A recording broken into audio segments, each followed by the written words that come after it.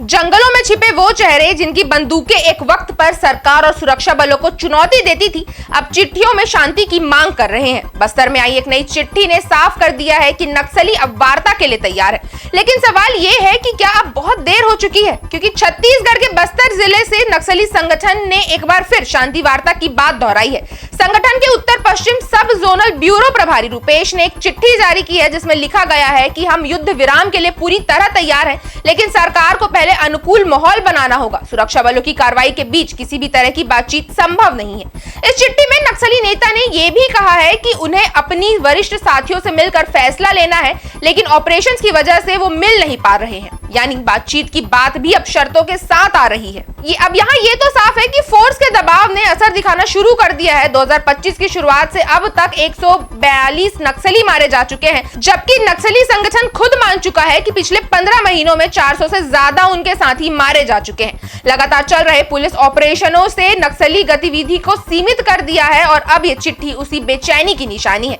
इधर छत्तीसगढ़ के गृह मंत्री विजय शर्मा का रुख बेहद सख्त है। उन्होंने साफ शब्दों में कहा है कि अगर नक्सली वार्ता करना चाहते हैं तो हम तैयार हैं, लेकिन शर्तें नहीं चलेंगी। बंदूक का जवाब चर्चा से नहीं, बंदूक से ही दिया जाएगा। पहले हिंसा बंद करें, फिर बात होगी। आइए आपको दिखाते हैं विजय शर्मा की ये बाइट। एक व्यक्ति कहता है कि भाई मुझे सरेंडर करना है, हम चर्चा करना चाहते हैं, हम तैयार हैं। दो व्यक्ति कहते हैं तो भी हम तैयार हैं। कोई छोटा समूह चर्चा के लिए कहते हैं तो भी हम तैयार हैं। कोई बड़ा समूह कहते हैं तो भी हम तैयार हैं। और विनती तो ऐसी है कि असम ने ऐसा प्रमाण प्रस्तुत किया हुआ है।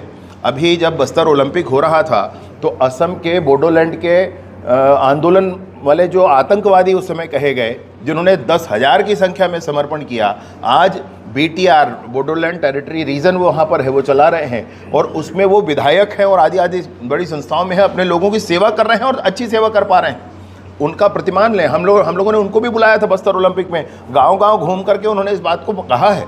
तो यह भी उस समय हुआ है। ऐसे ही प्रमाणों के साथ इतने विश्वसनीय माननीय नरेंद्र मोदी जी की सरकार है, माननीय अमित शाह जी का आह्वान है, विष्णुदेव साय जी का मार्गदर्शन है और उन्होंने भी कहा है।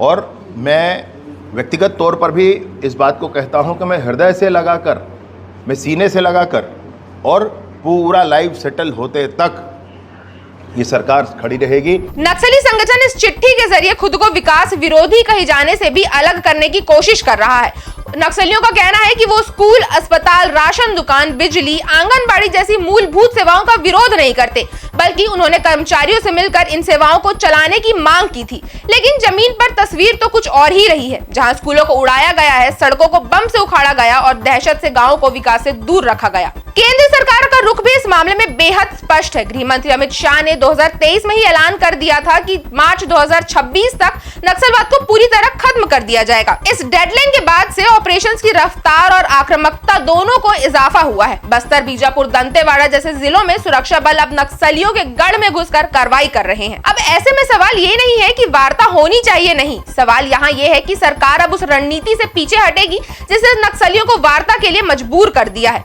नक्सली अब चिट्ठियों में समय मांग रहे हैं, कहते हैं कि हमें अपने लीडर से मिलना है, सोच विचार करना है। लेकिन सरकार ये संकेत दे चुकी है कि अब सिर्फ एक ही भाषा में जवाब दिया जाएगा, एक्शन की भाषा में। बस्तर के जंगलों में अब समीकरण बदलते दिख रहे हैं। जहां पहले नक्सली दहशत फैलाते थे, वहीं अब संगठन अपनी स्थिति को बचाने में लगा है।